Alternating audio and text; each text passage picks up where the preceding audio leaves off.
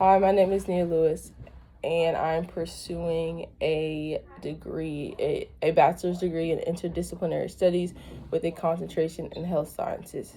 So, to talk a little bit about my goals, I want to work in rehabilitation, but specifically in veteran rehabilitation.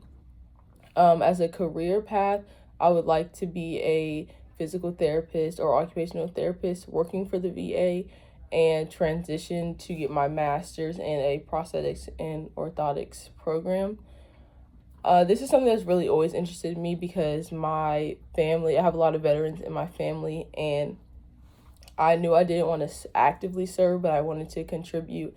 And STEM has always been something I'm interested in, along with design. So I think the intersection of those two things is definitely prosthetics is a great one. I think also in my past couple months in really doing research on prosthetics, I learned a lot about how, aside from veterans, diabetes is a leading cause for people to lose their limbs. I would definitely want to give back to my community and teach about this because growing up in a predominantly black area, despite attending a PWI, I see a lot of black people who are misinformed when it comes to healthcare and have a lot of fears about or towards healthcare.